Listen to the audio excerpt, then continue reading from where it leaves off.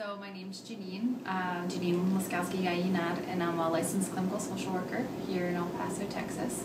I have two roles I think that I use Capacitar in the most, and one of them is as a clinical lecturer at our local university, and I teach social work students who are getting their master's degrees.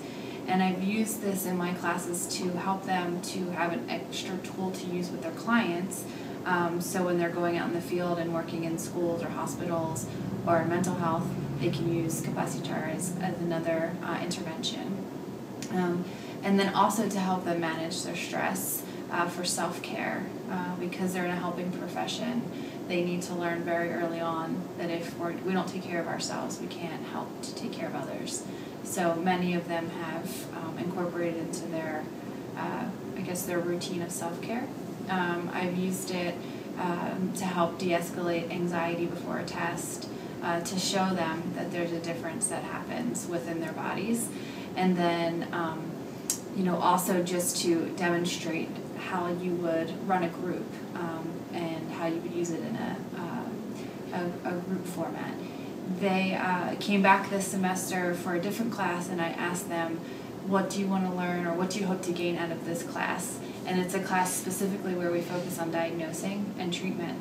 And all of the students that had me last semester said that the first thing that they hoped to get out of the class was more Capacitar, which I thought was really interesting, and gave, a lot of evidence that this is the one thing that they really took away from the course. And the other role that I have is as a clinical therapist at a local counseling agency, and our mission is to provide therapy and services to anybody regardless of an ability to pay. And because we're in a health disparities and mental health disparities region, we don't often have enough professionals to meet the need of the community. So this technique has really helped clients to be able to take movements or exercises away from the therapy room and bring it home and practice to help decrease anxiety, help them with their depression.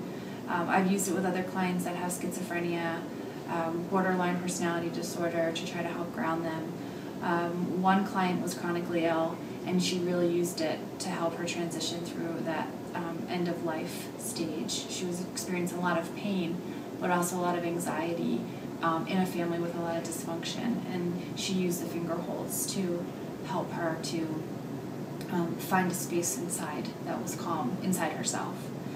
So that was one story. And then another one is of a client who has schizophrenia, and she oftentimes, with her religious community, has to go to these very large congregation meetings where there's thousands of people, and that can sometimes trigger her symptoms of schizophrenia.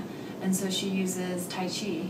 She says she doesn't care if people judge her. She'll just go in a corner, and she'll just start using some of the Tai Chi movements or the finger holds to help her to focus and to be in the present. And I think that's also something that comes up a lot for clients in the group that I run, is that they're able to be in the present moment. And that's important when you're dealing with symptoms, or sometimes you hear voices, or you get panic attacks, or you're so worried about the future, or you're so stuck in the past.